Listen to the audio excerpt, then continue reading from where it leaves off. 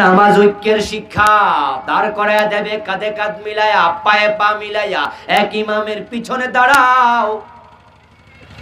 Line আঁকা বাঁকা করো না, সুন্দর করে দাঁড়ায়া যাও। নামাজ ঐক্য শিখায়, কিন্তু পরিতাপ পরিতাপ, এখন নামাজ যেটা ঐক্যের সূতিকাগার, ঐক্যের বন্ধন তৈরি করে, ওই নামাজের মাসলা লইয়া এখন মসজিদ আলাদা হচ্ছে। বলার স্টাইলে মনে হয়েছে হানাফিদের নামাজ শেষ, ওরা তো ইমামের পিছনে সূরা ফাতিহা পড়ে না। এমন ভাবে বলতেছে এই দেশের 95% মুসলমানই হানাফি, ওই 5% নামাজ হইতাছে, বাকি 95% গচ্ছা গেছে।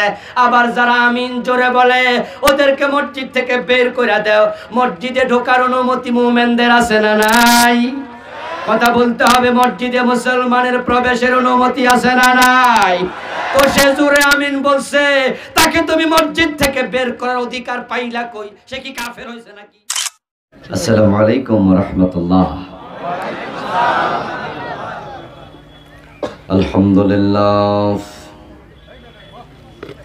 আলহামদুলিল্লাহি নাহমাদুহু ওয়া নাস্তাঈনুহু ওয়া নাস্তাগফিরুহ ওয়া নাউযু বিল্লাহি মিন শুরুরি আনফুসিনা ওয়া মিন সাইয়্যাতি আমালিনা। من يهد الله فلا مضل له ومن يضلل فلا تجد له وليا مرشدا. واشهد ان لا اله الا الله وأن محمدًا عبده ورسوله. أما بعد فقد قال الله تعالى في كلامه المجيد. সকলে আমার সাথে পড়ুন, আউযু বিল্লাহি মিনাশ শাইতানির الرجيم. بسم الله الرحمن الرحيم. أقم الصلاة إن الصلاة تنهى عن الفحشاء والمنكر ولذكر الله أكبر والله يعلم ما تصنعون. قال النبي صلى الله عليه وسلم بني الإسلام على 5: شهادة أن لا إله إلا الله وأن محمدا رسول الله وإقام الصلاة وإيتاء الزكاة والحج والصوم رمضان أو كما قال النبي عليه الصلاة والسلام. সকলে মেহেরবানি করে দুরূদ ইব্রাহিম পড়ুন। আল্লাহুম্মা সাল্লি আলা মুহাম্মাদিন ওয়া আলা আলি মুহাম্মাদ كما صليت على إبراهيم وعلى آل إبراهيم إنك حميد مجيد. اللهم بارك على محمد وعلى آل محمد كما باركت على إبراهيم وعلى آل إبراهيم إنك حميد مجيد. اللهم صل وسلم وبارك عليه.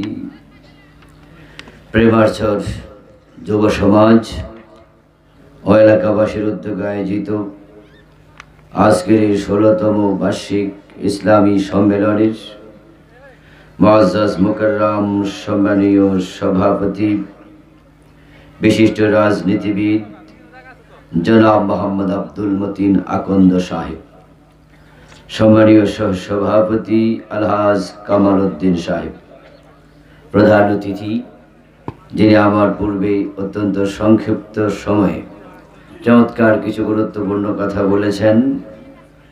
ইন্নাদ-দীনা ইনদাল্লাহিল, কথা বলেন না কেন? ইন্নাদ-দীনা ইনদাল্লাহিল ইসলাম। ইসলাম হচ্ছে আল্লাহর কাছে একমাত্র ধর্ম, এছাড়া আর কোনো ধর্ম আল্লাহর কাছে নেই। ওই ইসলামকে আমাদের জীবন বিধান বানাতে হবে। আমাদের মুহতারাম আব্দুল ওয়াহাব আইনুদ্দিন সাহেব এই কথাটি খুব চমৎকার করে বলেছেন। ওনার কথার সাথে আমরা একমত হয়ে বলতে চাই, ইসলাম ছাড়া আমরা আমাদের জীবনে আর কোনো বিধান, কোনো দিন গ্রহণ করব না। মুহতারাম আব্দুল ওয়াহাব আইনুদ্দিন ভাইকে আল্লাহ তাআলা কোরআনের জন্য কবুল করুন। আমার পূর্বে জোহরের আগে এবং জোহরের পরে চমৎকার করে কোরআন হাদিস থেকে আলোচনা করেছেন।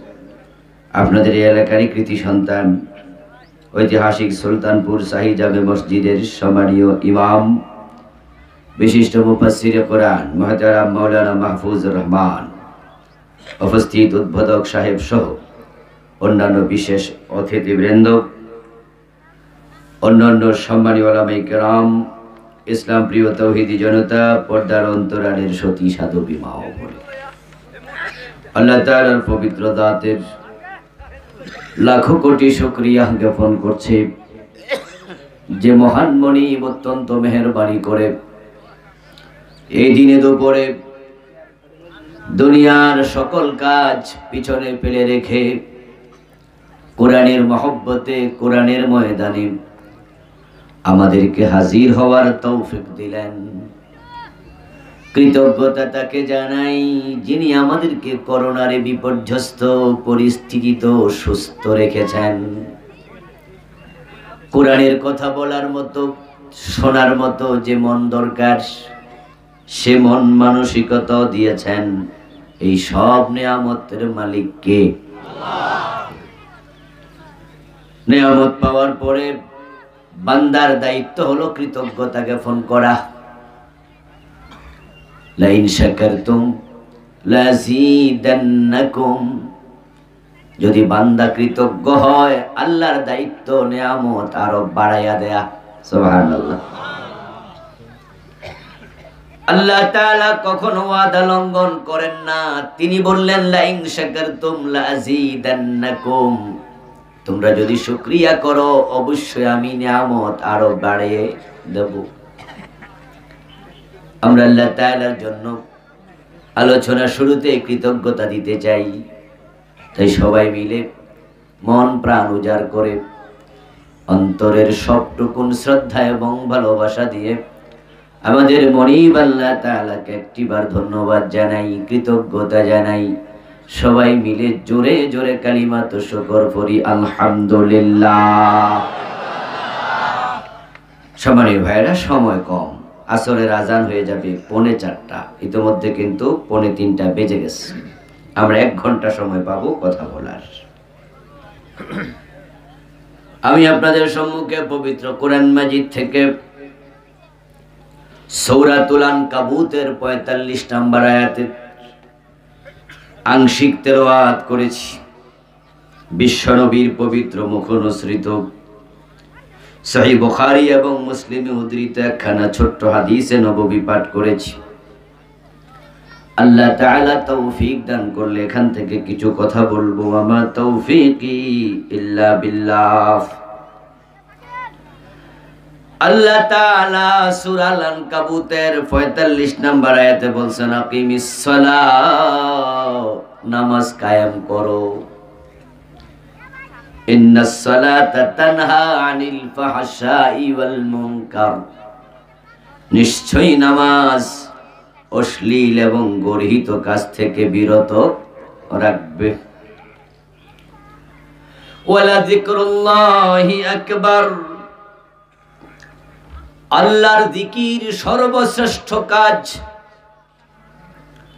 ওয়াল্লাহু ইয়ালামু মা তাসনাউন, তোমরা যাই করো না কেন আল্লাহ সব কিছু ভালো করে জানেন। আমাদের আল্লাহ তাআলা দুনিয়াতে এমনি এমনি ছেড়ে দেন নাই আমরা যা মনে চা তাই করব, আল্লাহর খবর রাখবেন না, ব্যাপারটা মোটেও তা নয়। আল্লাহু ইয়ালামু মা তাসনাউন ইয়ালামু সিররাকুম ওয়া জাহারাকুম। আপনি যা করেন তা জানেন, আপনি প্রকাশ্যে যা করেন তিনি তা জানেন না, শুধু আপনি গোপনে যা করেন তিনি তাও জানেন। আপনি যা করেন নাই, করার চিন্তা করছেন, এটাও তিনি জানেন। ইন্নাল্লাহা আলিমুম বিযাতিস সুদূর। আপনার অন্তরে কি আছে দুনিয়ার কেউ জানে না, আল্লাহ সেটাও জানেন। আল্লাহ পাক রব্বুল আলামিন কোরআন মাজিদের সূরা আনকাবুতে আমাদেরকে ৪৫ নম্বর আয়াতে একটি স্পেশাল অর্ডার করলেন, আকিমিস সালাহ, নামাজ কায়েম করো। নামাজ ইসলামের অন্যতম অনুষঙ্গ, ৫টি খুঁটির একটি খুঁটি। একমাত্র নামাজের ব্যাপারে কোরআন মাজিদ আল্লাহ তাআলা বলছেন, এই নামাজ তুমি শুধু নিজে পড়লে হবে না, ওয়ামুর আহলাকা বিসসালাহ ওয়াস্তাবির আলাইহা, তুমি নিজে পড়তে হবে, তোমার পরিবারকেও পড়তে আদেশ করতে হবে। তুমি রোজা রাখো, তোমার পরিবারকে রোজার আদেশ করো, এমন আয়াত কোরআনে নেই। তুমি হজ করো, তোমার পরিবারের লোকদেরকে হজ করতে বলো, এমন কথা কোরআনে নেই। তুমি যাকাত দাও, তোমার পরিবারের লোকদেরকে যাকাত দিতে বলো, এমন আদেশও কোরআনে নেই। শুধু নামাজের ব্যাপারে আছে। আপনি হজ করবেন,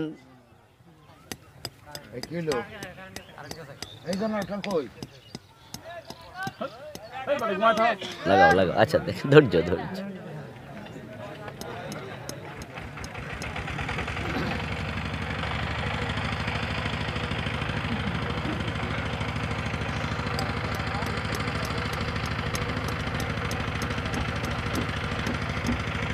আপনি হজ করবেন, হজ করার আপনার সামর্থ্য আছে, কিন্তু আপনার পরিবারে হজ করার সামর্থ্য নাই, এমন লোক থাকার সম্ভাবনা আছে না নাই? কথা বলতে হবে। আপনি ধনী মানুষ, আপনার ভাই গরিব, তার উপরে হজ ফরজ হবে না।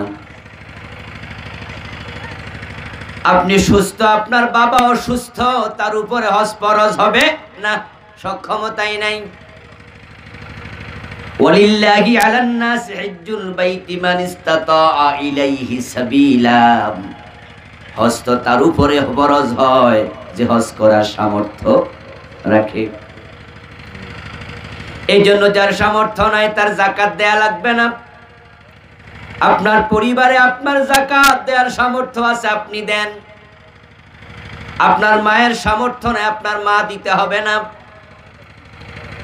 কিন্তু নামাজ এমন এক ইবাদত যেটা কারো জন্য মাওকুফ নয়, কারো জন্য মাপ নাই।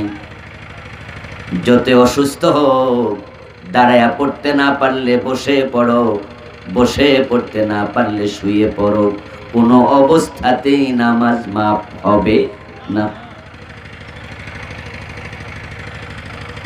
রোজার প্র্যাকটিস শুরু হবে, আপনার রোজা রাখার দায়িত্ব আপনার সন্তানকে রাখাবেন বালেগ হলে।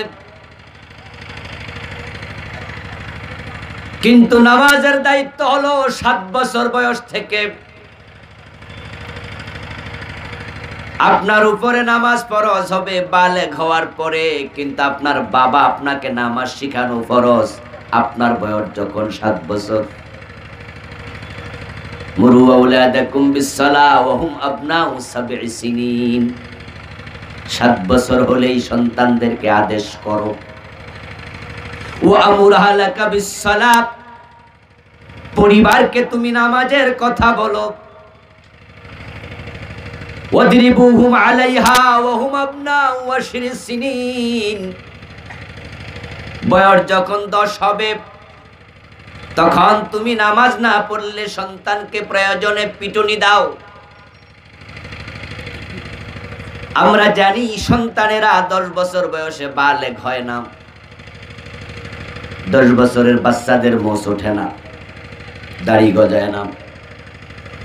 দাড়ি মোষ গজাতে 13-14 বছর বয়স লাগে। কিন্তু 10 বছর বয়স থেকে পিটাও নামাজ না পড়লে এতে বোঝা যায় সন্তানের উপর ফরজ যদি না হয়, তাকে নামাজি বানানো বাবা মায়ের জন্য ফরজ হয়ে যায়। এই নামাজের এত কেন গুরুত্ব? আপনি একাই পড়বেন না, পরিবারকে পড়াতে হবে। সন্তান না পড়লে তাকে পিটাইয়া নামাজি বানাতে হবে। এতটা গুরুত্বের কারণ, মানুষের সৃষ্টিগতভাবে অপরাধ করার প্রবণতা আছে। মানুষ পারিপার্শ্বিক কারণে অপরাধ প্রবণ হয়, মানুষ সঙ্গ দোষে অপরাধ প্রবণ হয়, মানুষ পরিবেশের কারণে অপরাধ প্রবণ হয়, গার্জিয়ানের শিথিলতার কারণে অপরাধ প্রবণ হয়, রাষ্ট্রের সংস্কৃতির কারণে অপরাধ প্রবণ হয়। অনেকগুলা কারণে মানুষ অপরাধী হয়ে যায়। আর নামাজ এমন এক ইবাদত যেটা মানুষকে অপরাধ থেকে ফিরায়। সৃষ্টিগতভাবে মানুষের ভিতরে ক্রোধ আছে, ঘৃণা আছে, হিংসা আছে, লোভ আছে। যদি আপনি ক্রোধ দমন না করেন, আপনি গুনাহগার হবেন। মানুষের সাথে খারাপ ব্যবহার করে লোভ দমন না করেন, আপনি সুদ খাবেন, ঘুষ খাবেন, হারাম খাবেন, আপনি কবিরা গুনাহগার হয়ে যাবেন। হিংসা দমন না করেন, অন্যকে হিংসা করলে নিজের আমল বাতিল হয়ে যাবে। আপনার ভিতরে সৃষ্টিগতভাবে অপরাধ করার মতো কিছু প্রবণতা আল্লাহ দিয়েছেন আপনাকে পরীক্ষা করার জন্য। এই যে অপরাধ প্রবণতা, হিংসা, ক্রোধ, ঘৃণা, আপনাকে এগুলো অন্যায়ের দিকে নিয়ে যাবে। এগুলো মানুষকে সৃষ্টিগতভাবে আল্লাহ দিছে। এজন্যই তো বিশ্বনবী মুহাম্মদুর রাসূলুল্লাহ সাল্লাল্লাহু আলাইহি ওয়াসাল্লামকে আল্লাহ যখন মেরাজে নিলেন, মেরাজের রাতে উম্মে হানি রাদিয়াল্লাহু তাআলা আনহার ঘর থেকে জিবরিল আমিন আল্লাহর হাবিবকে নিয়ে গেলেন হাতিমে কাবা। কাবার হাতিমে নিয়ে শোয়া, তারপরে ওনার পেট ছিঁড়ে ফেললেন, বুকটাকে ছিঁড়ে ওনার কলব বের করলেন, স্বর্ণের একটি পাত্রে রেখে জমজমের পানি দিয়ে ধৌত করলেন। ধৌত করে বললেন, আপনার কলবের ভিতরে মানবিক যে দুর্বলতাগুলো ছিল, হিংসা, ঘৃণা, ক্রোধ, লোভ, এগুলো আজকে পরিষ্কার করে দিলাম। এগুলো সৃষ্টিগত, জিবিল্লি, ফিতরতি। তাই তো আপনি কোলের বাচ্চাকে দেখবেন যার বয়স মাত্র 6 মাস, 3 মাস, 1 বছর, আরো কম। ওই বাচ্চা কোলে আছে, এখনো হাঁটতেও পারে না, বসতেও পারে না। 3 মাস 4 মাস বয়সী বাচ্চা, তার দিকে তাকায় আপনি মুস্কি হাসি দেন, সেও হাসি দেবে। তাকে একটা ধমক দেন, দেখবেন সেও ঠোঁট ফুলাইয়া রাগ দেখাইয়া কানবে। এই যে পিচ্ছি ছোট্ট মানুষ, আপনি ধমক দিলে সে গাল ফুলাইয়া দেয়, ঠোঁট ফুলাইয়া কাঁদে। এই রাগ তার ভিতর আসলো কোত্থেকে? সে কি পারিপার্শ্বিক পরিবেশ এখনো বোঝে না? আপনি পিচ্চির হাতে 500 টাকার নোট দেন, বয়স তার 1-2 বছর, 3 বছর, 100 টাকার নোট দেন, দেখবেন কেমনে ধরে জাপটায়া। তার হাতের মাঝে চকলেট দেন, খুশি হবে, চকলেটটা কেড়ে নেন, রাগ দেখাবে। এই যে খাবারের প্রতি তার লোভ, এটা এখনো পরিবেশ থেকে শিখে নাই। ছোট্ট কালে রাগ দেখায়, খাবারের প্রতি লোভ হয়, এসবটা সৃষ্টিগতই। এটা জিবিল্লি, ফিতরাত। আল্লাহ এগুলো দিছে, দিয়ে আবার আমাদেরকে কিছু আইন দিছে। তোমার আমি লোভ দিলাম, কিন্তু আমি আল্লাহ আবার বলছি এই লোভ তোমাকে কন্ট্রোল করতে। ফাইলুল হাকিম লা ইয়াখলু আনিল হিকমা।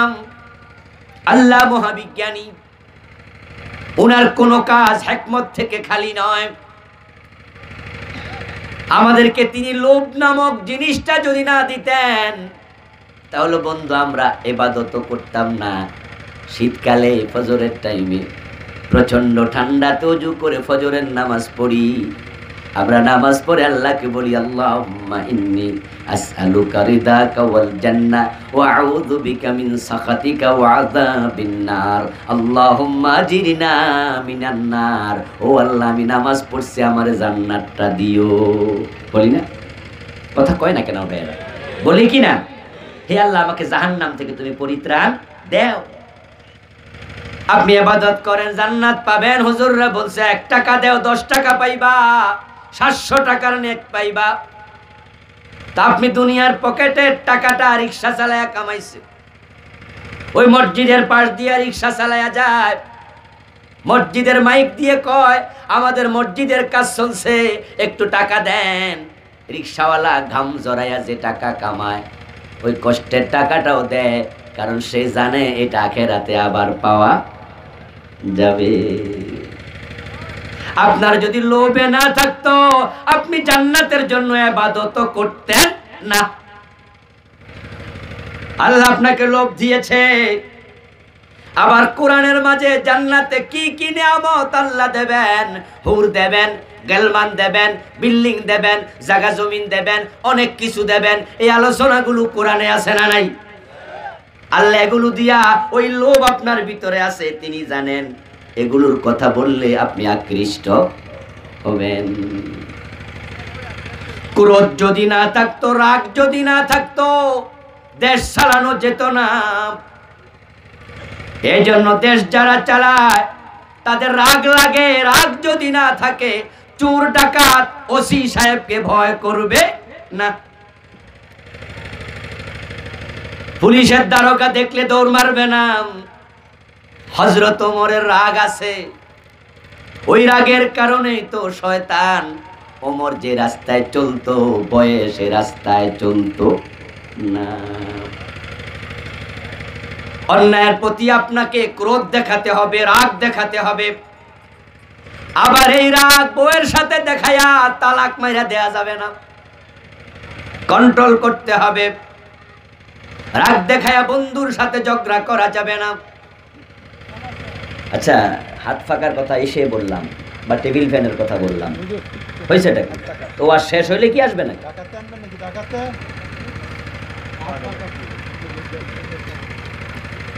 আমার ভাইয়েরা, রাগ আপনার লাগবে, কন্ট্রোল করতে হবে। ক্রোধ আপনার লাগবে, কন্ট্রোল করতে হবে।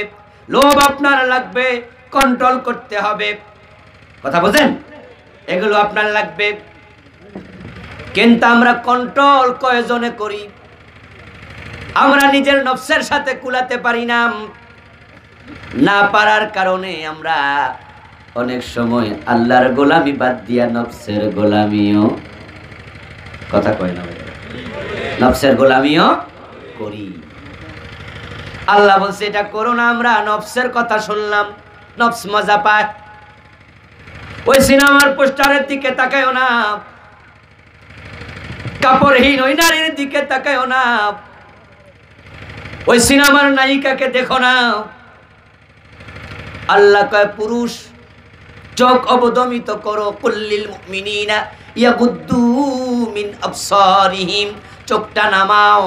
কিন্তু সিনেমার পোস্টারের দিকে হঠাৎ চোখ পড়ে গেছে, অর্ধলঙ্গ নগ্ন নারীর ছবি দেখা যায়। চোখ দিয়ে তাকাইলে মোটেও মজা লাগে না, বিরক্ত বিরক্ত লাগে, নাকি মজা একটু লাগে? কথা কয় না রে, কথা সব আমার দিয়ে কইলে তো হবে না, নিজেরা কথা বলতে হবে কিছু। ওই সিনেমার পোস্টারের দিকে তাকাইলে মজা লাগে কিনা? কিন্তু মজা লাগতে তো আল্লাহ মানা করছে, চোখ নামাও। কিন্তু আমরা তো চোখের সীমা লঙ্ঘন করছি। সুদ খাওয়া হারাম, কিন্তু সুদে টাকা লাগায় রাখছে এমন কিছু মুসলমান বাংলাদেশে আছে না নাই? থাকুক কমপক্ষে কটিয়াদি নাই, ঠিক না? থাকুক কটিয়াদি আজকের মাহফিলে নাই, এখানেও 2-4 জন। ঘুষ খাওয়া হারাম, তারপরও ঘুষ খায় এমন মুসলমান আছে না নাই? সীমা লঙ্ঘন করছে, লোভে পাইছে। এইভাবে কতজন কত রকমের লোভ কন্ট্রোল করতে পারে না। কবে বাবা মারা গেছে, এখনো বোনকে তার জমিটা দেয়া হয় নাই, বোনের জমি দখল করে বসে আছে এমন হাজী সাহেবও আছে না? না, লোভে ধরছে, লোভ। জমি কইমা যাবে, হেরে দিলে তো কইমা যাবে। আমরা লোভে পড়ে গেলাম, ফিতরতি জিনিসটাকে কন্ট্রোল করতে পারলাম না। তারপরে পারিপার্শ্বিকতার কারণে অপরাধী হয়ে যাই, সমাজের লোকগুলো অপরাধ প্রবণ। ওই বাজারে যখন গাই গরু বেচতে যাই, তখন আমরা উলান ফুলাইয়া দেই। 3 দিন গরুর বাচ্চাটাকে আমরা গায়ের বাচ্চাকে দুধ খাওয়াই না। উলানটা যদি বড় হয়, যে গাই গরু কিনবে সে বুঝবে অনেক দুধ, দামও একটু বেশি, দাম একটু বেশি হবে। এই আশায় গরুর উলান ফুলায় এমন একটা সংস্কৃতি এই দেশে আছে না নাই? এটা কি ধোঁকা নয়? এটা কি প্রতারণা নয়? ওমা এটা কেন করে? আরে হুজুর, গরুর উলান ফুলায়, এটা তো সবাই ফুলায়, আমার কি দোষ? এজন্য আমিও ফুলাই। পারিপার্শ্বিকতার দোষে আপনি ধোঁকাবাজ হয়ে গেছেন। পরিবেশ আপনাকে প্রতারক বানিয়ে দিয়েছে। সঙ্গ দোষে ভালো ছেলেটা গাঁজাখোর হয়ে যায়। কটিয়াদি কলেজে পড়তে ইন্টারমিডিয়েট পাস করেছে, জীবনে সিগারেটও খায় না। ঢাকা ইউনিভার্সিটি, জাহাঙ্গীরনগর, চিটাং বিশ্ববিদ্যালয়, রাজশাহী ইউনিভার্সিটি, পাবলিক ইউনিভার্সিটিতে যাইয়া সঙ্গ দোষে যে জীবনে সিগারেট খায় না, সেই ইয়াবা খাওয়া শুরু করে, এমনও আছে না নাই? এমনও আছে। গুনাহগার হয়ে গেল। সৎসঙ্গে স্বর্গবাস, অসৎসঙ্গে সর্বনাশ হয়ে গেল। পারিপার্শ্বিকতার কারণে, সঙ্গ দোষের কারণে, রাষ্ট্রীয় আইনের কারণে রাষ্ট্র এমন আইন বানাইছে, আইনের কারণে আপনি গুনাহগার হবেন। আমার বন্ধু এমন ভাবে আইন বানায় যে আইন পাবলিক মানতেও পারবে না। তাই ওই আইনের পেছে পইরা হাজী সাহেব ঘোষ দেয়া লাগে, এমন আইন আছে না? না,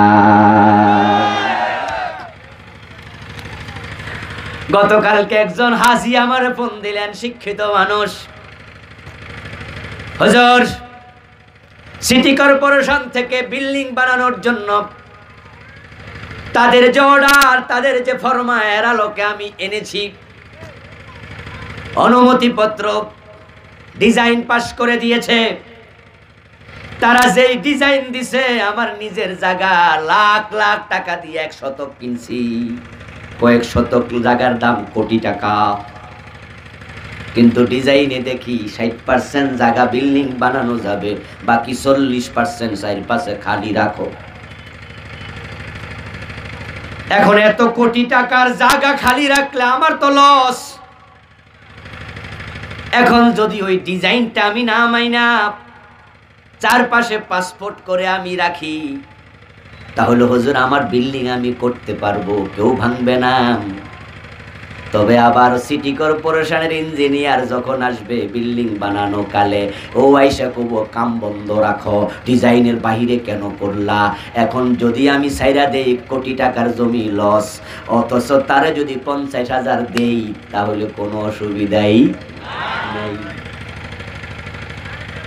এখন এই 50,000 আমি দিমু, না দিলে আমার কোটি টাকার জমি যায়। লস তো সরকারের না, সিটি কর্পোরেশনের না, লস তো আমার, জমি তো আমার। আইন না মানলে আবার বিল্ডিং ভেঙে দিবে, বানাইতে দেবে না। সবাই তো হুজুর দেয়, কিছু দেয়, কেউ 50,000, কেউ 1 লাখ দিলে কোনো ঝামেলা আর নাই। ইঞ্জিনিয়ার সাহেব সুন্দর করে সিগনেচার দিয়া কইব সব ঠিকঠাক। কথা কয় না রে? সব ঠিকঠাক। আমি তখন বললাম, এমন আইন বানাইছে, এমন আইন বানাইছে, 1 জায়গায় 2 জায়গায় নাম। রাষ্ট্রীয় আইনের কারণে মানুষ ঘোষ দিতে বাধ্য হচ্ছে। রাষ্ট্রীয় কারণে গুনাহগার হবেন, ব্যক্তিগত কারণে হবেন, সামাজিক কারণে হবেন, সৃষ্টিগত কারণে হবেন, আপনি গুনার ভিতরে ডুবে থাকবেন, ডুবে যাবেন। আল্লাহ এটা জানে, তাই তিনি কয় নামাজ কায়েম করো। নামাজ করলে নামাজ তোমাকে অনেক গুনাহ থেকে বাঁচাইয়া দেবে।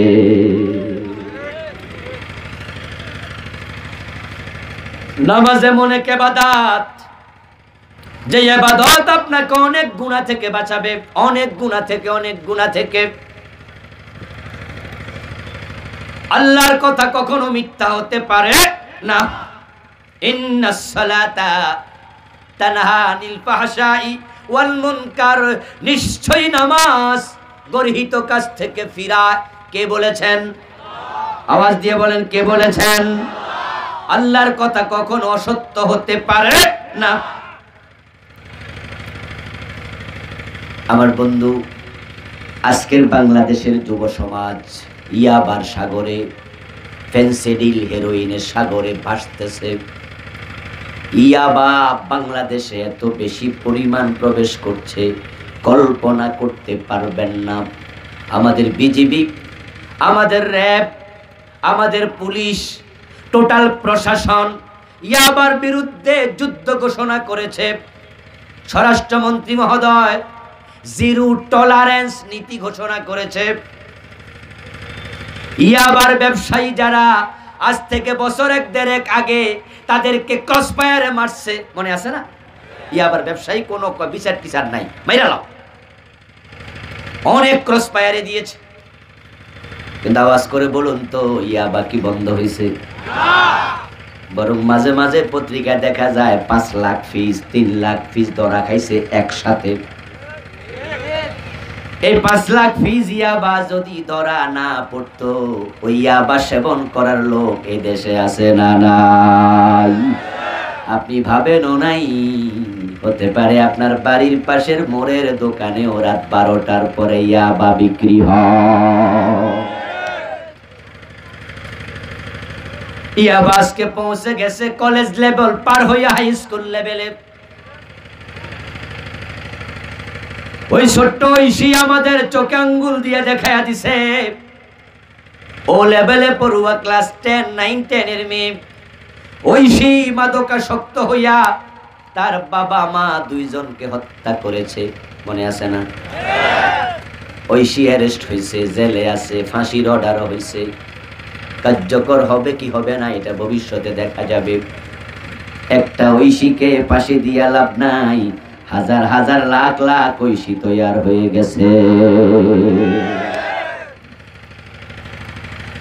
ঐশী আমাদের চোখে আঙ্গুল দিয়ে দেখায়া গেছে। এই ইয়াবা মাদক এখন আর ইউনিভার্সিটি লেভেলে না, কলেজ লেভেলে না, হাই স্কুল লেভেলে পৌঁছে গেছে। তোমরা যদি কোরআনের কাছে ফিরে না আসো, এই ইয়াবা প্রাইমারি তো চলে যেতে পারে।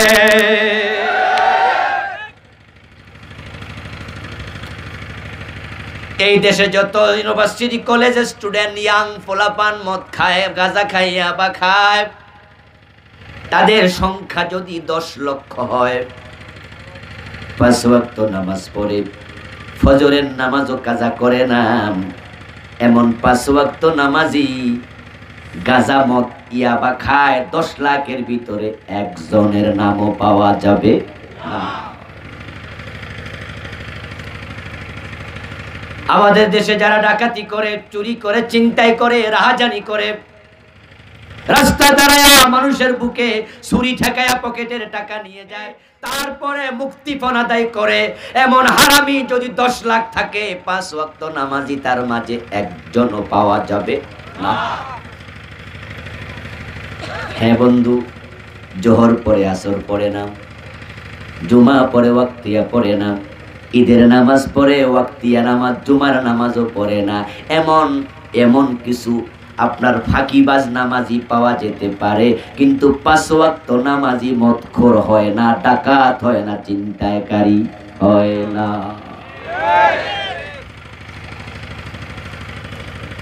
নামাজ আপনাকে অন্যায় থেকে ফিরাবে, কিন্তু তার বিপরীতে গেলে আপনি বুঝবেন কিছু নামাজি তো সুদ খায়, কিছু নামাজি তো ঘুষ খায়, কিছু নামাজি পরের জমিন দখল করেছে, কিছু নামাজি তো জাল দলিল করেছে, কিছু নামাজি অন্যায়ের সাথে আছে। হ্যাঁ, এই সংখ্যাও নাই তা নয়, আছে। আল্লাহর কথা মিথ্যা নয়, নিশ্চয় নামাজ অন্যায় থেকে ফিরাবে। তাহলে তাদের নামাজ তাদেরকে ফিরালো না কেন? এর কারণ তাদের নামাজগুলো প্রকৃত নামাজ নয়।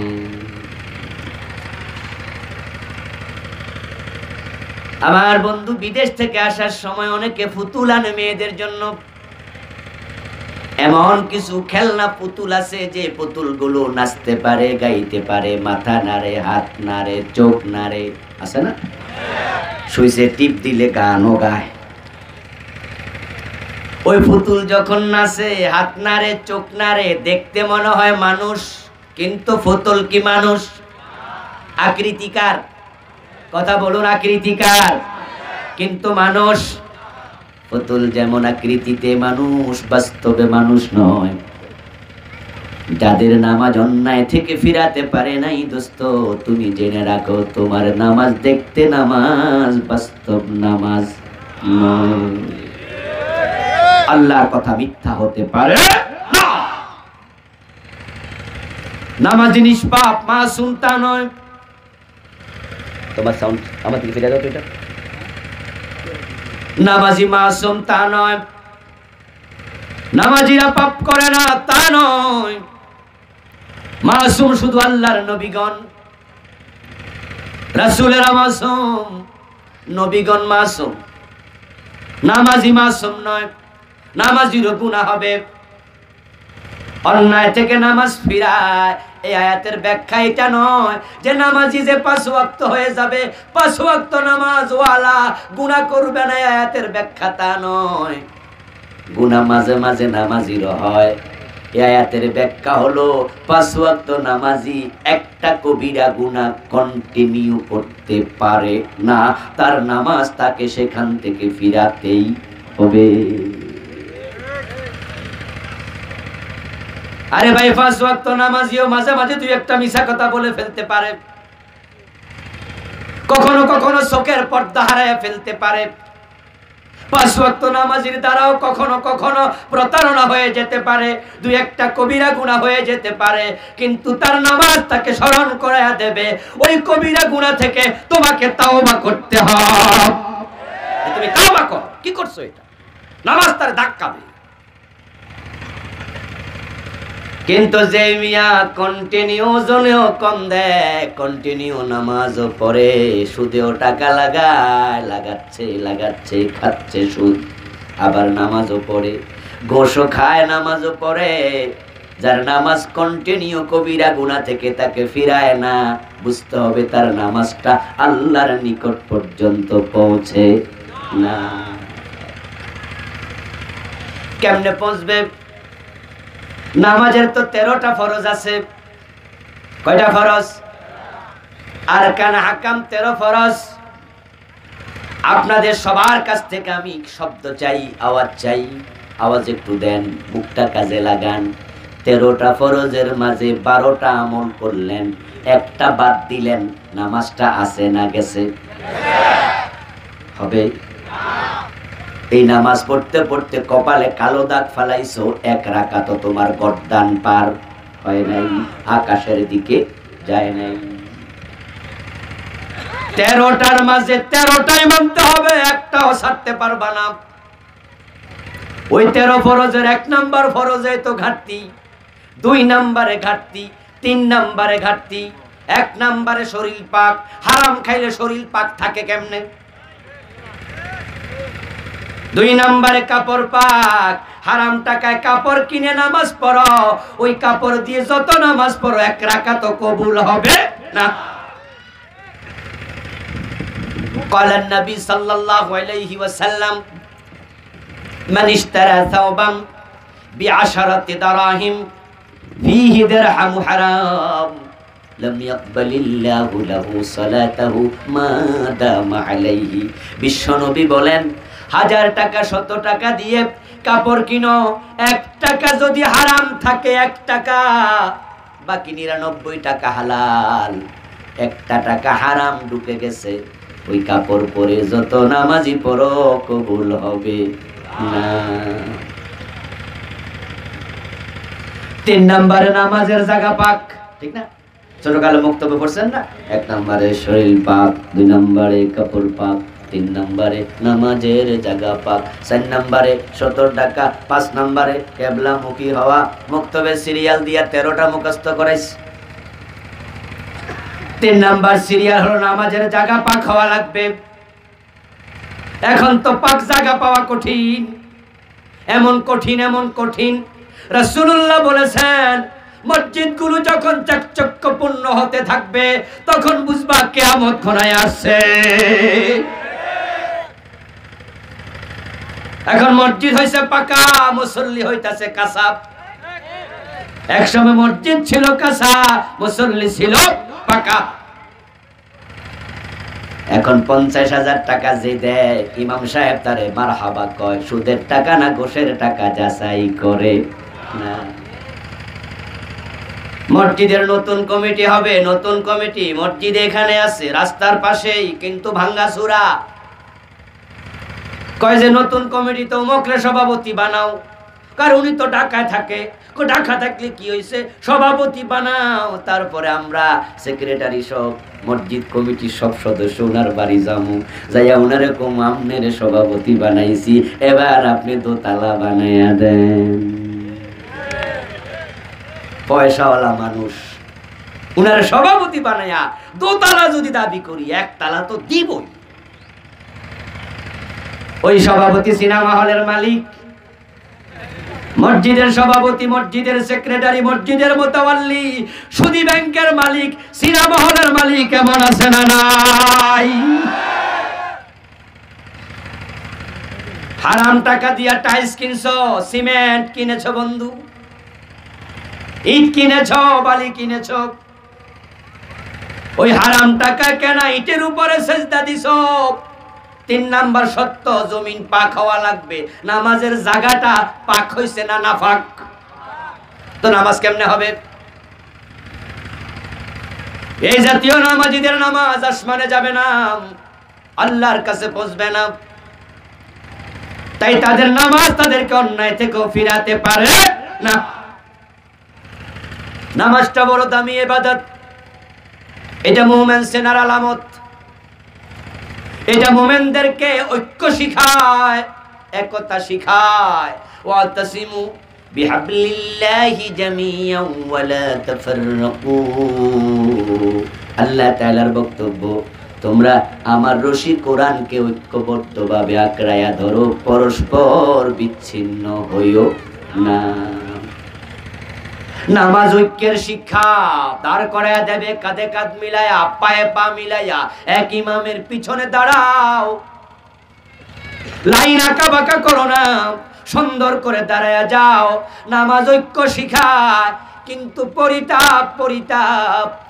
এখন নামাজ যেটা ঐক্যের সূতিকাগার, ঐক্যের বন্ধন তৈরি করে, ওই নামাজের মাসলা লইয়া এখন মসজিদ আলাদা হচ্ছে। এখন নামাজ নিয়ে চলছে বিভক্তি।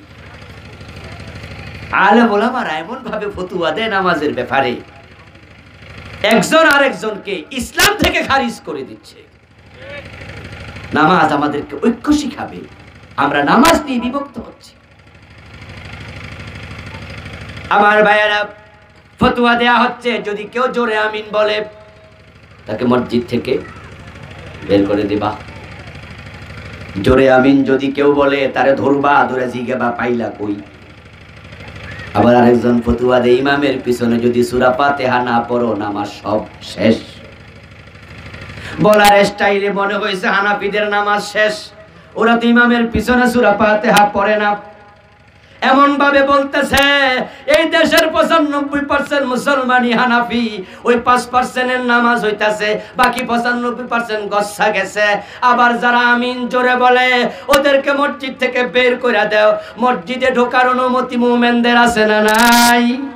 কথা বলতে হবে, মসজিদে মুসলমানের প্রবেশের অনুমতি আছে না নাই? তো সে জোরে আমিন বলছে, তাকে তুমি মসজিদ থেকে বের করার অধিকার পাইলা কই? সে কি কাফের হয়েছে নাকি? মানে আমার বলার স্টাইলটা এমন হয়েছে, জোরে আমিন কইছে, হেরে আমি কাফেরের কাছে নিয়ে গেলাম, বাইর করে দাও। আবার সে সূরা ফাতিহা ইমামের পিছনে পড়ে না, আমার ফতুয়া দেওয়ার স্টাইল হলো হে নামাজই শেষ। অথচ বাস্তবতা মোটেও তা নয়। এই জাতীয় বিভ্রান্তি আল্লাহর কাবাতে নাই। কাবা হলো মুসলমানের জন্য দ্বীনের একমাত্র আপনার অনুকরণীয় অনুসরণীয় জায়গা। ইসলাম সেখান থেকে বের হয়েছে, আবার কিয়ামতের আগে ইসলাম সেখানে ফিরে যাবে। আল্লাহর হাবিব বলেন, সকালবেলায় সাপ যেমন তার গর্ত থেকে বের হয়, তামাম দিন এখানে সেখানে বিচরণ করে বেড়ায়, সন্ধ্যা হলে সাপ যেমন আবার গর্ত ফিরে আসে। ইসলাম বের হয়েছে হারাম থেকে, ওই মসজিদে হারামের সীমানায় কিয়ামতের আগে আবার ফিরে আসবে। আল্লাহর হাবিব বলেন, বাদাল ইসলামু গরিবা সায়াউদু কামা বাদা। ইসলাম গরিব অবস্থায় বের হয়েছে, 2জন 4জন করে করে বাড়ছে, এখন কোটি কোটি। সায়াউদু কামা বাদা, কিয়ামতের আগে আবার কমতে কমতে গরিব অবস্থার দিকে ফিরে আসবে, কাবার দিকে ফিরে যাবে ইসলাম। হজ করতে যারা গেছেন, ওমরা করতে যারা গেছেন, আপনারা একটু কথা বলবেন, বাকিরা চুপ থাকলে হবে। আল্লাহর কাবাতে জোরে আমিন বলার লোক আছে না নাই? সেখান থেকে মসজিদে হারামের ইমাম কি কইছে, বাইরে হয়ে যাও। সেখানে আপনি ডানে দেখেছেন কেউ হাত বেঁধেছে নাভির নিচে, কেউ বলেছে নাভির উপরে, কেউ বেঁধেছে বুকের উপরে, আবার হাতে বাঁধে নাই, পুরা ছাইরা দিছে, এমনও আছে না নাই? ইমাম সাহেব কইছে বাইর করে দাও। ইমামের পিছনে কেউ কেরাত খালপাল ইমাম পড়ছে সূরা ফাতিহা, আবার কেউ সূরা ফাতিহা পড়ে নাই। ইমাম ফতুয়া দেয় নাই জুমার দিন যে তোমাদের নামাজ হয় নাই। ওই দেশে কেউ 8 রাকাত তারাবি পড়ে, কাবাতে 20 রাকাত চলছে, 20 রাকাত। অনেকগুলো রমজান আল্লাহ তাআলা আমাকে সেখানে কাটানোর সুযোগ দিয়েছেন, অনেকবার রমজানে আল্লাহ সুযোগ দিয়েছেন, মসজিদে হারামে ইতিকাফ করার সুযোগ আল্লাহ দিয়েছিলেন। আমার ভাইয়েরা, সেখানে 20 রাকাত তারাবি হয়, 8 রাকাতের ফতুয়া নাই। আবার পাশের মসজিদে 8 রাকাত হয়, সেখানে 20 রাকাত নিয়ে ধাক্কা ধাক্কি করে না। সবাই ইসলামের ব্যাপারে উদার, দলিল যদি থাকে তাহলে কোনো প্রশ্ন করা চলবে না। আপনি 20 রাকাত কেন পড়েন? 20 রাকাতের দলিল আছে, হযরত ওমর পড়ছে, দ্যাটস ওকে, ওকে পড়েন। আপনি 8 রাকাত কেন পড়েন? মা আয়েশা বলছে 8 রাকাত, রাসূলুল্লাহ পড়েছেন, ওকে ওকে 8 রাকাতই পড়েন। হাদিস যেহেতু আছে, আপনার মাঠটা আপনি মানেন, আপনার জবাব আমি দেব না আল্লাহর কাছে, আমার জবাব আপনি দেবেন না। যদি বেশির চেয়ে বেশি হয় আমি আপনাকে বুঝাতে পারি, জোর করার কোনো অধিকার ইসলাম দেয় নাই। কিন্তু আমরা আজকে জবরদস্তি শুরু করছি। এখন এমন জবরদস্তি হইতেছে, মসজিদ আলাদা। আমার বন্ধু, তবে এই কথা সত্য, আমরা সবাই শরীয়তের কাছে, দলিলের কাছে ফিরে আসতে হবে। যখন আমরা যাচাই বাছাই করার পরে দেখব আমি যে আমলটা করতেছি এর পক্ষে কোরআন হাদিসের কোনো দলিল, কোথাও কয় না কেন ভাই, দলিল নাই, প্রমাণ হয়ে যাবে এটা দলিলবিহীন। এবার আমাকে অবশ্যই দলিলের দিকে ফিরে আসতে হবে, কারণ আমল কবুল হওয়ার জন্য 4টা শর্ত। কয়টা? ওয়াজ নিয়ে বাড়ি যাবেন, কাজে লাগবে ওয়াজ। এমনি আমল কম, আবার যদি কমটা কবুলই না হয় তাহলে আমও নাই, সালাও নাই। আমাদের আমলগুলো কবুল হোক এ প্রত্যাশা সবার দিলে আছে না নাই? যদি আপনি চান আপনার 10 টাকা দান করছেন, গরিব মানুষ, এই 10 টাকায় কবুল হোক। আপনি ফরজ পড়েছেন, নফল পড়তে পারেন না, তাহাজ্জুদ পড়তে পারেন না, আপনি বলবেন আল্লাহ ফরজটাই কবুল করো। আমল যদি কবুল হোক আপনি চান, আপনাকে মনে রাখতে হবে 4টা শর্তে আমল কবুল হবে। 1 নাম্বার শর্ত ইখলাস লাগবে। ইখলাস যদি না থাকে কোটি কোটি টাকা দান করে মসজিদ বানাবেন, আল্লাহ ফিরেও তাকাবেন না। ইন্নাল্লাহা লা ইয়ানজুরু ইলা সুওয়ারিকুম ওয়া আমওয়ালিকুম ওয়ালাকিন ইয়ানজুরু ইলা কুলুবিকুম ওয়া আমালিকুম। বিশ্বনবীর বক্তব্য, আল্লাহ তোমার চেহারা কত সুন্দর, দাড়ি কত লম্বা, পাগড়ি কত লম্বা, টুপি কত সুন্দর, পাঞ্জাবি কত কোটি টাকা দিয়া সিলাইছো, কত দামি কাপড় পরছো, কয় কোটি টাকা দিয়ে মসজিদ বানাইছো, কয় তালা মাদ্রাসা বানাইছো, এগুলোর দিকে আল্লাহ তাকান না। প্রথমে তাকান তোমার অন্তরে কি আছে।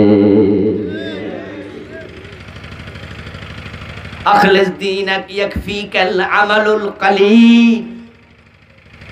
তুমি ইখলাসের সাথে কাজ কম করো, কম যাই করো ইখলাসের সাথে করো। ইখলাস যদি থাকে কম আমল তোমার নাজাতের ওসিলা হয়ে যেতে পারে। আর ইখলাস যদি বেশি, কম ইখলাস নাই, আমল আছে অনেক বেশি, এই বেশি আমলের দিকে আল্লাহ ফিরেও তাকাবেন না। 1 নাম্বার শর্ত ইখলাস। 2 নাম্বার শর্ত হলো যে আমল আপনি করবেন তার পক্ষে কোরআন এবং হাদিসের দলিল থাকতে হবে। দলিল নেই তো আমল না, এটা আমল না, আমল না। দেখতে আমল, দেখতে মনে হয় বালা কাম। যেমন বন্ধু শিয়ারা 10 মুহররম হাই হোসেন হাই হোসেন করে তাজিয়া মিছিল করে, খালি পায়ে অনেক লম্বা মিছিল, হোসনি দালাল থেকে পুরান ঢাকার শিয়া মসজিদ মোহাম্মদপুর 8 থেকে 10 মাইল মিছিল করে, জুতাটা পায়ে দেয় না, ইমাম হুসাইনের সম্মানে জুতা ফেলে এবং বুকের মাঝে প্লেট দিয়া রক্ত বের করে, এমন শিয়াও। স্লোগান যখন শেষ তখন তারা খেচুড়ি খাওয়ায়, গরু ছাগল জবাই করে টাকা খরচ করলো, পায়ে হেঁটে গেল। আমার বন্ধু তারা মনে করে কত সওয়াবের কাজ, কিন্তু আমরা বলি এই আমলের দিকে আল্লাহ ফিরেও তাকাবে না। কারণ এই জাতীয় তাজিয়া মিছিলের দলিল কোরআনেও নাই, হাদিসেও নাই। দুরূদ পড়তে যাই, ইয়া নবী সালামু আলাইকা বলে আপনি কিয়াম করলেন, দাঁড়ালেন অনেকক্ষণ যাবত, দাঁড়ায় দাঁড়ায় রাসূলকে সালাম দিলেন, আর মনে মনে ভাবতেছেন আমি রাসূলকে তাজিম করেছি, দাঁড়ায় দাঁড়ায় সালাম দিছি, ইনশাআল্লাহ সওয়াবও বেশি দিছে। আপনি পাবেন না, কারণ এইভাবে দাঁড়ানোর দলিল কোরআন হাদিসে পাওয়া যায় না। দলিল লাগবে, দলিল। মাগরিবের নামাজের ফরজ কয় রাকাত? কেউ যদি 1 রাকাত বেশি পড়ে দাবি করে আমার সওয়াব তোমার চেয়ে বেশি, কারণ তুমি পড়ছো 3 রাকাত, আমি পড়ছি 4 রাকাত, সওয়াব বেশি হবে তো? কারণ বিশ্ব নবী 4 রাকাত মাগরিব পড়েছেন, দলিল নাই। দলিল যেখানে নাই সেটা ইবাদত না। 3 রাকাতও বাদ, আমও গেছে, সালাও। এই জন্য দলিল চাই। 4 নাম্বার হলো হারাম বর্জন করা। হারাম খাইলে ইবাদত কবুল হবে না। এখন নামাজ নামক ইবাদত নিয়ে কথা বলছিলাম, ওই নামাজের সাথে যতগুলো অনুষঙ্গ আছে, একবারে আযান থেকে শুরু করে সালাম ফিরার পর্যন্ত সবগুলো অনুষঙ্গের পক্ষে দলিল দরকার আছে না নাই? কিন্তু আমাদের কিছু আমল বাংলাদেশে প্রচলিত আছে যেগুলোর পক্ষে দলিল পাওয়া যায় না। এগুলো আমরা কেন করি? আমার হুজুর করছে, আমার ওস্তাদ নিজে করছে, আমি দেখছি, আমিও করি, বাবা করছে, দাদা করছে, আমিও করি, শুনে শুনে করি। দলিল যে নাই তালাশও করি না, দলিল যে নাই জানিও না। যেমন বন্ধু 1 নাম্বার দিয়ে শুরু করতে চাই। আজকে আমার আরেকটা মাহফিল আছে, এখানে আমি সময় পাবো আর 15 মিনিট, কিন্তু শুরু করে বাকিটা রাতের জন্য রেখে দেব। আজকে রাতেও সেখানে আলোচনা অব্যাহত রাখবো ইনশাআল্লাহ। সে মাহফিলটা হলো কোথায়? বটতলা। যাদের সুযোগ হবে তারা সেখানে যাবেন, আমার বন্ধু বাংলাদেশের নামাজ নিয়ে ধাক্কা ধাক্কি দেখে আমার কলিজাটা জ্বলে যাচ্ছিল। হায়রে কি করা যায়, কি করা যায়। আলেমরা যেভাবে একজনকে আরেকজন মারমুখী হইয়া ফতোয়া দেয়া শুরু করেছে, এ নামাজ নিয়ে বাংলাদেশে খুনাখুনিও হতে পারে। তাই 1-1.5 বছর ধরে ভাবতে ভাবতে সিদ্ধান্ত নিলাম, আমি দলিলগুলো মানুষের সামনে উপস্থাপন করতে চাই। যারা তোমরা নাভির নিচে হাত বাঁধছো, তোমাদেরও দলিল আছে। যারা বুকের উপরে বাঁধছো, দোস্ত, তোমারও দলিল আছে। তুমি আমারটারে ধাক্কাইয়া উপরে তুইলো না, তুমি বুকের উপরে বাঁধছো, তোমারে ধাক্কাইয়া আমিও নিচে নামাতে চাই না। বরং দলিল থাকলে সবাই আমল করো, ঝগড়া করিও না। আমরা যারা আস্তে আমিন বলি, আমাদের দলিল আছে। আমিও ব্যক্তিগতভাবে হানাফি, আমিও জোরে আমিন বলি না, আমিও আস্তে আমিনের পক্ষে আস্তে আমিন বলি। কিন্তু আমার চোখ আবু দাউদে দেখেছে, একটা কামেল মাদ্রাসায় মুহাদ্দিসি করছি, 19 বছর চলছে শিক্ষকতা জীবন। কয়দিন পরে তো 20 বছর হয়ে যাবে। বুখারী পড়াতে, মুসলিম পড়াতে, ইবনে মাজাহ, আবু দাউদ, তিরমিজি, সিয়াসিত্তার কিতাব পড়াতে হয়। এর বাহিরে মুয়াত্তা ইমাম মালিক সহ, মুসনাদে আহমদ সহ আল্লাহ সুযোগ দিয়েছে অনেকগুলো হাদিসের কিতাব পড়ার। চোখে দেখলাম যারা জোরে আমিন বলে তাদের পক্ষেও হাদিসে দলিল আছে। এখন নিজের চোখে অস্বীকার করি কেমনে? তাই ভাবলাম যারা আজকে এগুলো নিয়ে ঝগড়া শুরু করেছে, তাদের ঝগড়া কাফেরদেরকে সুযোগ করে দেবে।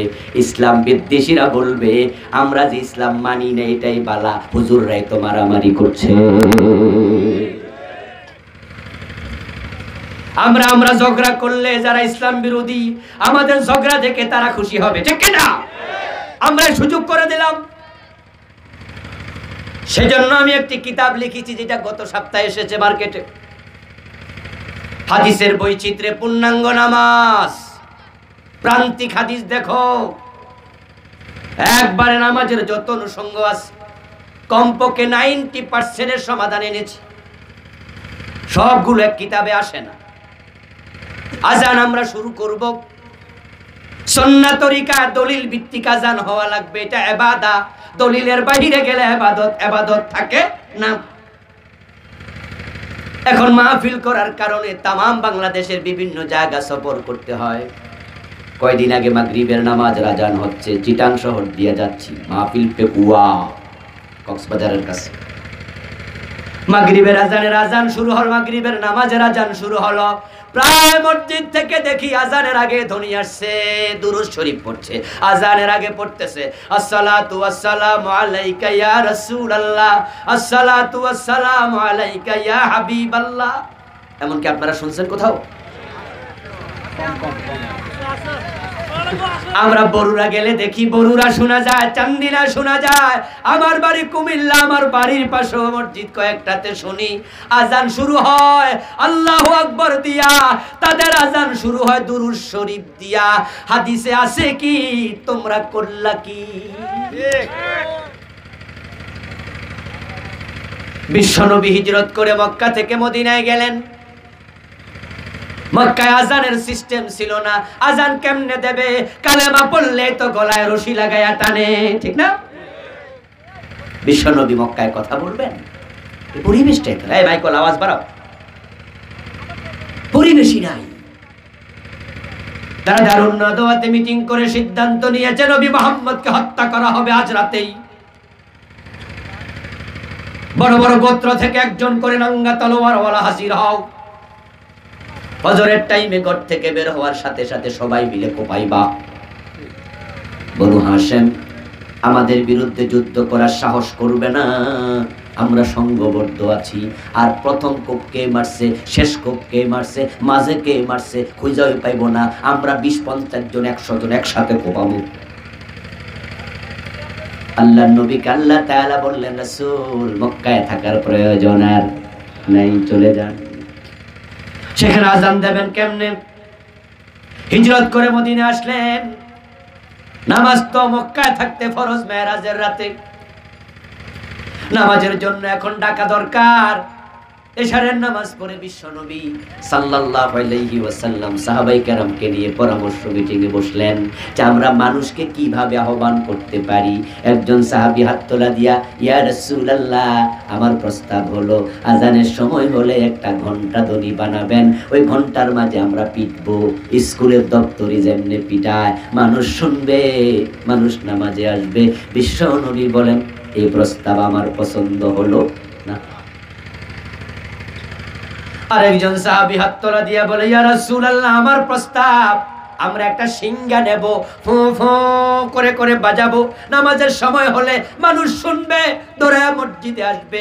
রাসূলুল্লাহ বলেন, তোমার প্রস্তাবটা আমার পছন্দ হলো না, দ্যাটস ওকে, আজকে বাড়ি চলে যাও। তোমরাও ভাবো, আমিও ভাবি কিভাবে ডাকা যায় নামাজের জন্য। সবাই চলে গেলেন বাড়িতে। আব্দুল্লাহ ইবনে যায়েদ নামে একজন সাহাবী, উনি বলতেছেন, আমি এই বিষয়ে ভাবতে ভাবতে বালিশের মাঝে মাথা রেখে ঘুমিয়ে পড়লাম, আর ভাবছি আজানের জন্য ডাকার নিয়মটা হবে কি। আমি স্বপ্নের মাঝে দেখতে পেলাম আল্লাহর এক বান্দা একটা ঘন্টা ধ্বনি হাতে নিয়ে হেঁটে যাচ্ছে রাস্তা ধরে। আমি পিছন থেকে ডাক দিলাম, ও আল্লাহর বান্দা, এই ঘন্টাটা তুমি আমার কাছে বিক্রি করো, আমি কিনতে চাই, তুমি দাঁড়াও। ওই আল্লাহর বান্দা দাঁড়ায়া বলতেছে, এটা দিয়া তুমি করবা কি, কেন কিনতে চাও শুনি। আব্দুল্লাহ ইবনে যায়েদ রাদিয়াল্লাহু তাআলা আনহু বলেন, আমি বললাম নামাজের টাইম হলে এটার মাঝে আমি বাড়ি দিয়া ঘন্টা ধ্বনি শুনাইয়া মানুষকে ডাকতে চাই। ওই ব্যক্তি তখন বলে, ঘন্টা ধ্বনি না, ঘন্টা ধ্বনি না, আমি নামাজের জন্য মানুষকে ডাকার উত্তম কিছু কালেমা তোমারে শিখাইয়া দিতে চাই, শিখবা নাকি? আব্দুল্লাহ ইবনে যায়েদ বলেন, বলো দেখি। ওই আল্লাহর বান্দা আল্লাহু আকবার বলে শুরু করলেন, পুরা আজান হযরত আব্দুল্লাহকে শিখাইয়া দিলেন। সুবহানাল্লাহ। আব্দুল্লাহ ইবনে যায়েদ বলেন, ফজরের সময় হলো, যে যার মতো করে আমরা মসজিদে গেলাম।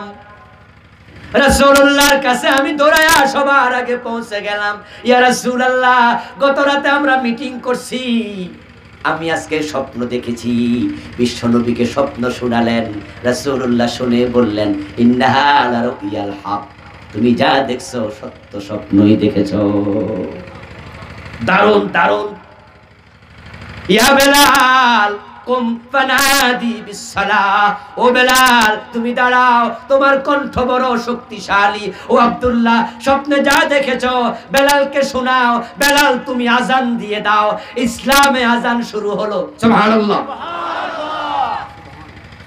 আল্লাহু আকবার, আজান শুরু। হযরত ওমর বলেন, আমি এই ধ্বনি কানে যাওয়ার সাথে সাথে শোয়া থেকে লাফ দিয়ে উঠে গেলাম। আমার চাদরটা গায়ে কিছুটা জড়ায়া বাকিটা টানতে টানতে আমি মসজিদের দিকে দৌড় মারলাম। বিশ্বনবীর কাছে গিয়ে বললাম, ইয়া রাসূলুল্লাহ, এত সুন্দর শব্দ পাইলেন কই? রাসূল বলে, বেলা স্বপ্ন দেখেছে আব্দুল্লাহ ইবনে যায়েদ। হযরত ওমর বলেন, ইয়া রাসূলুল্লাহ, স্বপ্নটা আমিও দেখেছি। রাসূলুল্লাহ বলেন, ফাযালিকা আসবাত, ফাযালিকা আসবাত। তাহলে এটা তো আরো সাব্যস্ত হলো, আরো শক্তিশালী হলো। আজান শুরু হলো আল্লাহু আকবার দিয়া। তোমরা দুরূদ পাইলা কই শুরু? আমার ভাইয়েরা, এখন কেউ কেউ বলবেন, হুজুর অসুবিধা কি দুরূদ শরীফ পড়ছে? ও বন্ধু, অসুবিধা কিন্তু আছে। আল্লাহর নবীর ইসলাম বাড়ানো যাবে না, কমানো যাবে না। ওমরের ছেলের নাম ছিল আব্দুল্লাহ। আব্দুল্লাহ ইবনে ওমর প্রখ্যাত সাহাবী। ওনার সামনে এক ব্যক্তি হাসি দিল, হাসি দেওয়ার পরে আমরা কি পড়ি? আলহামদুলিল্লাহ। যারা চুপ করে আছেন কি পড়েন? আলহামদুলিল্লাহ। সবাই বলুন, হাসি দেওয়ার পরে কি পড়ি? হযরত আব্দুল্লাহ ইবনে ওমরের সামনে এক ব্যক্তি হাসি দিল, হাসি দিয়ে বলে, আলহামদুলিল্লাহ ওয়াসসালাতু ওয়াসসালামু আলা রাসূলিল্লাহ, আল্লাহর প্রশংসা, রাসূলের উপরে দুরূদ। হযরত ইবনে ওমর বলে, মাহিয়া ফুলান, এই আল্লাহর বান্দা থাম। বিশ্বনবী হাসি দেওয়ার পরে আমাদেরকে আলহামদুলিল্লাহ শিখাইছে, এখানে দুরুদ শিখায় নাই, তুমি দুরুদ পাইলা কই? ও ব্যক্তি বলে দুরুদ শরীফ পড়লে তো সওয়াব হয়, তাই পড়ছি। ইবনে ওমর বলে রাসূলের ইসলাম বিকৃত করো না, সওয়াব হবে না। দলিলবিহীন আমল আল্লাহর কাছে আমল না। এখন আল্লাহু আকবার, আযান শুরু। আল্লাহর হাবিব বলে ইজা সামি'তুমুল মুয়াজ্জিনা ফাকুলু মিসলা মা ইয়াকুল। এখন মুয়াজ্জিন আযান দেয় আল্লাহু আকবার, আমরা যারা শুনি আযান আমাদের কিছু কাজ আছে না নাই? মুয়াজ্জিন যা বলে তোমরাও তাই বলো। এখন আযানের জবাব শুরু। আল্লাহু আকবার বলল মুয়াজ্জিন, আমরা জবাবে বলি আল্লাহু আকবার। মুয়াজ্জিন বলে আশহাদু আল্লা ইলাহা ইল্লাল্লাহ, আমরা বলি আশহাদু আল্লা ইলাহা ইল্লাল্লাহ। মুয়াজ্জিন বলে আশহাদু আন্না মুহাম্মাদার রাসূলুল্লাহ, আমরা জবাবে কি বলি?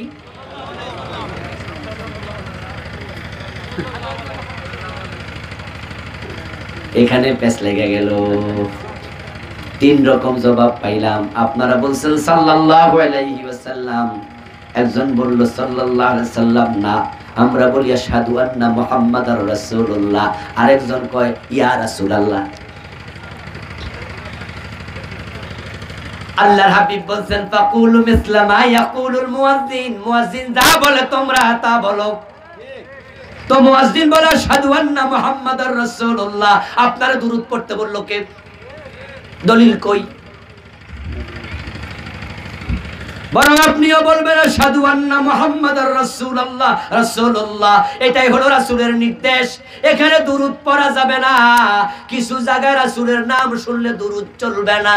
তার মাঝে একটা হলো আযান, আর একটা হলো কোরআনের আয়াত, মা কানা মুহাম্মাদুন আবা আহাদিম মির রিজালিকুম।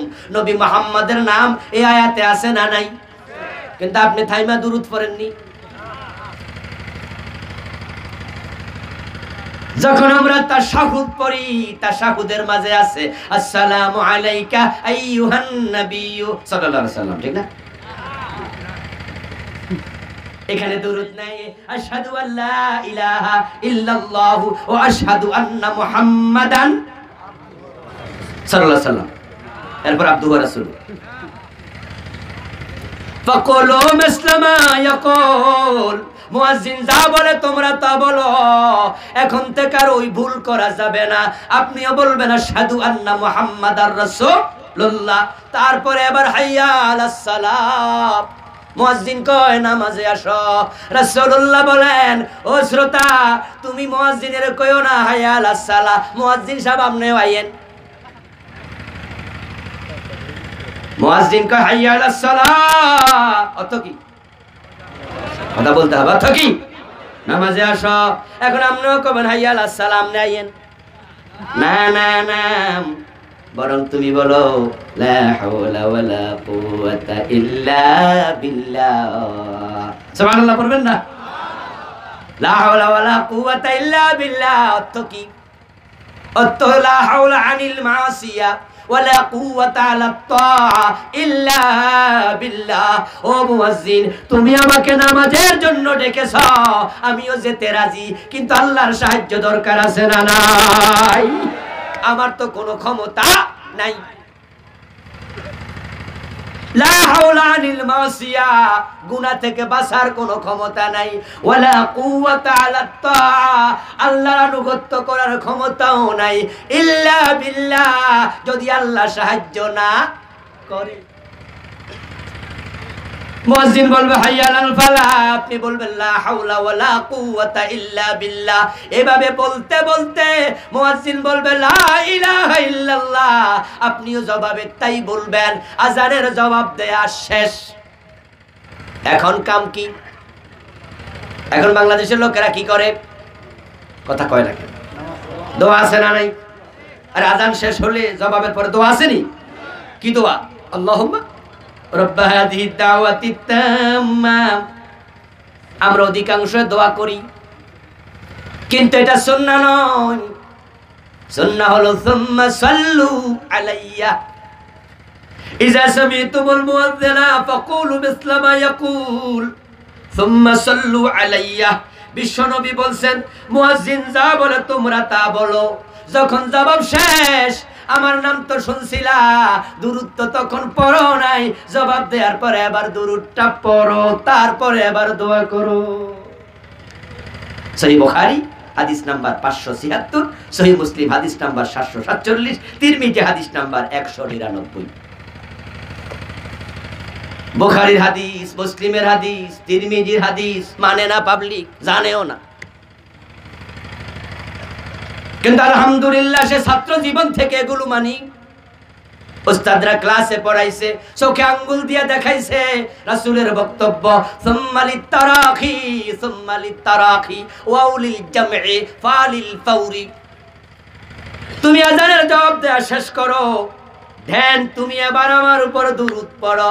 সবচেয়ে ছোট দুরূদ হলো সাল্লাল্লাহু আলাইহি ওয়াসাল্লাম, কমপক্ষে অতটুকু পড়বেন, তারপরে আবার আযানের দোয়া। আযানের দোয়ার মাঝে আমরা দেখি এখানেও ভিন্নতা, কেউ হাত তোলে, কেউ হাত তোলে না। আযানের দোয়ায় হাত তোলে এমন লোক কি আপনাদের এলাকায় আছে? কম মনে হয় না? কম, কিন্তু একটা জনশক্তি দেশে আছে, আযানের দোয়াতেও তারা হাত তোলে। এখন প্রশ্ন হলো হাত তোলা সুন্নাহ কিনা? উত্তর হলো না। রাসূল সাল্লাল্লাহু আলাইহি ওয়াসাল্লাম মাঝে মাঝে দোয়াতে হাত তুলেছেন, কিন্তু যেগুলো দোয়ায়ে মাসুরা, আল আদিয়া আল মাসুরা, যেগুলো নিয়মিত, ওই দোয়ায় তিনি হাত তুলতেন না। মসজিদে ঢুকতে দোয়া আছে না নাই? সবাই বলতে হবে, দোয়া আছে, ওই দোয়ায় হাত তোলেন। মসজিদ থেকে বের হতে দোয়া আছে না নাই? হাত তোলেন। খাওয়ার শুরুতে দোয়া আছে না নাই? হাত তোলেন। খাওয়ার শেষে দোয়া আছে না নাই? গাড়িতে উঠতে আছে না নাই? নামতে আছে না নাই? নৌকায় উঠতে আছে না নাই? তাহলে আপনি হাত তুললেন না, আযানের দোয়ায় কেন তুললেন? বাস্তবতা হলো দোয়ায়ে মাসুরা, নিত্য নৈমিত্তিক দোয়ায় রাসূল হাত তুলতেন না। রাসূল যা করে নাই সেটা করা সুন্নাহ, তিনি যা ছাড়ে নাই সেটা না ছাড়াও সুন্নাহ। কথা বুঝেন আমার ভাইয়েরা? এবার আপনি নামাজে দাঁড়ালেন, নামাজে দাঁড়ায় নামাজ শুরু হবে। নামাজ শুরু কি দিয়ে হয়? রাসূলুল্লাহর বক্তব্য, নামাজ শুরু হবে তাকবীরে তাহরিমা দিয়ে। কি দিয়ে? হ্যাঁ, তাহরিমুহা তাকবীর ওয়া তাহলিল, তাহলিল ওয়া তাহলিলুহা তাসলিম। হাদিস, তাহরিমুহা তাকবীর, তাকবীর দিলে সব কাজ হারাম। এখন তোমার আল্লাহর সাথে কথা হবে, এটা ছাড়া আল্লাহর বিধানের বাহিরের কাজ আর করা যাবে না, তাই এটার নাম তাকবীরে তাহরিমা। গালে পান আছে, পান খায় এমন লোক আছে না? এখানেও তো আছে। কিন্তু নামাজে যখন যাবেন, টাকা দিয়া কিনছি, হুজুরের পিছনে খাড়াইছি, ফজরের নামাজ কমপক্ষে 10 মিনিট লাগবো, হুজুর কেরাত পড়বো, আমার তো কাম কাজ নাই, গালের টাকা খাইয়া লই, জায়েজ হবে?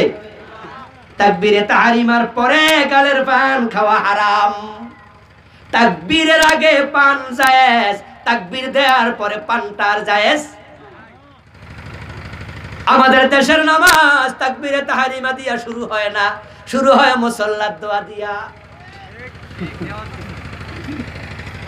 কোন এলাকায় এটার নাম জানামাজের দোয়া, কোন এলাকায় মুসাল্লার দোয়া। ইন্নী ওয়াজ্জাহতু ওয়াজহিয়া লিল্লাযী, এটা পড়া শেষ, তারপরে আবার আরেকটা আছে, নাওয়াইতু আন উসাল্লিয়া চলছে। এ নিয়ত যে পারে না, পিঠের চামড়া থাকে না, মক্তবে কত মাইর খাইছি। সুন্নাহর খেলাপ আমল কেন হবে? সুন্নাহর খেলাপ করা যাবে না। বিশ্বনবী ইন্নী ওয়াজ্জাহতু পড়েছেন নামাজে, মাঝে মাঝে পড়েছেন, হাদিস পাওয়া যায়, তবে তাকবীরে তাহরিমা দেওয়ার পরে, আগে না। সুবহানাকাল্লাহুম্মা পড়েছেন, আল্লাহুম্মা বাঈদ বাইনি ওয়া বাইনা খাতায়ায়া কামা বা'আতা বাইনাল মাশরিকি ওয়াল মাগরিব। তিনি পড়েছেন আল্লাহুম্মা নাক্কিনি মিনাজ যুনুব কামা ইউনাক্কাস সাওবুল আবিয়াদু মিনাদ দানাস। এইভাবে কত রকমের দোয়া আসানা হিসাবে পড়ছেন, তার মাঝে ইন্নী ওয়াজ্জাহতু পড়েছেন। কিন্তু বাঙালি পরেরটারে ধাক্কাইয়া আগে নিস, এখন নিয়ত না পড়লে নামাজ হবে না। এই চিন্তার কারণে ইমাম সাহেব কইছে আল্লাহু আকবার, আল্লাহু আকবার বলে ইমাম সাহেব সানা শুরু করে দিল, আর পিছনে মুক্তাদি নাওয়াইতু আন কইতে কইতে তাকবীরে তাহরিমা মিস করলো। তাকবীরে উলা মিস, উনি তো নাওয়াইতু আন লইয়া ব্যস্ত আছে। অথচ নিয়তের সম্পর্ক মুখের সাথে নয়, নিয়তের সম্পর্ক হলো কলবের সাথে। নিয়ত হলো আকদুল কলবি ইলাল ফাইল, কাজের প্রতি মনের দৃঢ় সিদ্ধান্তের নাম হলো নিয়ত। গোসল করার জন্য কাঁধে গামছা নিছেন, আরেক কাঁধে লুঙ্গি নিছেন, হাতের মাঝে সাবান নিছেন। এখন পুকুরে গোসল করতে নাইমা আপনি কইতে হইব নাওয়াইতুল গোসলা নাকি? তো তাহলে গামছা নিছেন কেন? নিয়ত বুঝি এখনো হয় নাই। ফজরের নামাজ 4 রাকাত, সুন্নাত 2 রাকাত, ফরজ 2 রাকাত, ঠিক না? কথা বলেন না কেন? এখন আপনি যে 2 রাকাত সুন্নাত পড়তেছেন মনে মনে আছে, মুখে নাওয়াইতু আন বলা দরকার আর নাই। এখন নামাজে দাঁড়ালেন, আলহামদুলিল্লাহ নামাজ তো দাঁড়াইয়াই পড়বেন, কিন্তু যার দাঁড়ানোর সামর্থ্য নাই সে বসে পড়বে, এমন হাদিস আছে না নাই? সাল্লি কায়মা ফাইন লাম তাস্তাতি ফাকায়দা ইল্লা আলা জানবিন, দাঁড়ায়া নামাজ পড়ো। সামর্থ্য যদি না থাকে তাহলে বসে নামাজ পড়ো। এখন কোথায় বসবেন? মাটিতে না চেয়ারে?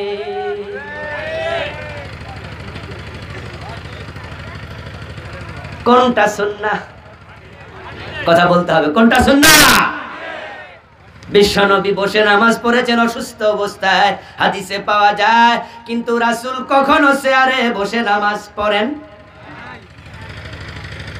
কিন্তু বাংলাদেশের মসজিদগুলোতে চেয়ার এখন এমন বাড়ছে, কয়দিন পরে চেয়ারের জ্বালায় দাঁড়ানোর জায়গাও থাকবে না হয়তো। সারা এলাকা ঘুরে আইয়া উনি চেয়ারে বসে, এই হাতে 13 কেজি, ওই হাতে 13 কেজি, 2টা খচ্চার ব্যাগ লইয়া বাজাতে আইছে। তারপরে আবার উনি যে চেয়ারে ধরাম করে বইয়া গেছে। কান খুলে শোনো মুসলমান, নামাজ দাঁড়ায়া পড়া ফরজ, ফরজ নামাজ দাঁড়াতে হবেই। নফল নামাজ বসে পড়া জায়েজ, তবে সওয়াব হবে দাঁড়ানোর তুলনায় অর্ধেক। সামর্থ্য থাকা অবস্থায় ফরজ নামাজ বসে পড়লে নামাজ হবে না। চোখ অপারেশন হয়েছে, ডাক্তার বলছে আপনি রুকু সেজদা ইশারায় দিয়েন, মাটির মাঝে কপাল ঠেকাবেন না। চোখে অপারেশন, 7 দিন এভাবে নামাজ পড়বেন। আপনি আইসা চেয়ারে বইয়া গেলেন, ডাক্তার কি আপনারে খাড়াইতে মানা করছিল? কথা কি বোঝেন? ডাক্তার কইছে আপনি সেজদাটা ইশারায় দিয়ে, আপনার চোখ 7 দিন, এরপরে আবার ঠিক হয়ে যাবে। উনি চেয়ার লইয়া বইয়া এই ওস্তাদ মুরব্বি আপনি চেয়ারে বসেন কেন? আমার চোখে সমস্যা। তো মাজায় কি হয়েছে? সাবধান ইমাম সাহেব ভাইয়েরা, আপনারাও মুসল্লিদের জানাইয়া দেবেন। মুসল্লিরা অনেকে বোঝে না, ঠিক না? না বুঝে বইয়া গেছে। অথচ আল্লাহর বক্তব্য কুমু লিল্লাহি কানিতিন, তোমরা দাঁড়ায়া নামাজ পড়ো, বসে নয়। এখন বসবেন মাটিতে, মাটিতে, মাটিতে, কারণ নামাজ হলো বিনয় প্রকাশের জায়গা। গোলাম রবের সামনে হাজির হবে, দেহ সবটা লুটায়া দেবে, চূড়ান্ত বিনয় প্রকাশ পাবে। আপনাদের কাছ থেকে জানতে চাই, বিনয় চেয়ারে বসলে বেশি না মাটিতে বসলে বেশি? যার পক্ষে মাটিতে বসা সম্ভব না, আমরা তার জন্য শুধু চেয়ার অনুমোদন করি। মাটিতে বসতেও পারো না, দোস্ত চেয়ারে বসো। এখন বসার মতো সামর্থ্য নাই, রাসূল বলে শুয়ে নামাজ পড়ো। এবার বলুন তো দেখি, সিট হইয়া শুইবেন না কাত হয়ে শুয়ে পড়বেন, কোনটা সুন্নাত? কয় না কথা। বাড়িতে মা অসুস্থ, শুয়ে নামাজ পড়ে এমন মা, এমন বাবা আছে না? মাঝে মাঝে আপনারও হতে পারে। কত জীবন ঘনিষ্ঠ মাসালা দেখুন। আপনি অসুস্থ, ডাক্তার বলেছে চিত হইয়া শুয়ে থাকবেন 7 দিন, 5 দিন, হাসপাতালে আছেন, নড়তে দেয়া হবে না, চিত হয়ে থাকবেন, শুয়া নামাজ পড়ুন। বিশ্বনবী বলছেন ইল্লা আলা জানবিন, চিত হয়ে নয়, তুমি কাত হয়ে নামাজ পড়ো। কারণ নামাজের মাঝে চেহারা থাকবে কোন দিকে? কথা বলতে হবে, কোন দিকে? এটা নফল না ফরজ? ফাওয়াল্লি ওয়াজহাকা শাতরাল মসজিদিল হারাম, চেহারা কাবার দিকে ফিরাও। এখন শীত হলে চেহারা কাবার দিকে না আসমানের দিকে? তো শীত হলে আপনারা কইছে কে? এই জন্য আপনি ডান কাতে শুবেন যদি সম্ভব হয়, সম্ভব নয় বাম কাতে শুবেন। মাথা উত্তর অথবা দক্ষিণে দিয়া চেহারা হবে কাবার দিকে। যদি এবার কাত হওয়ার মতো অসুস্থ, এমন সুবিধা নাই, এত অসুস্থ, তাহলে চিত হবেন। না পারলে সর্বশেষ তখন আমরা বলি মাথার নিচে বালিশ দাও, আরো উঁচু কিছু দাও, চেহারা কমপক্ষে কাবার দিকে ফিরাও। আমার বন্ধু, এইভাবে নামাজ নিয়ে আমরা সামনে যাব ইনশাআল্লাহ। অসঙ্গতিগুলো তুলে ধরবো পরবর্তীতে। আজকের পরের মাহফিলে আসরের আজান হয়ে যাবে, আমরা আলোচনা শেষ করতে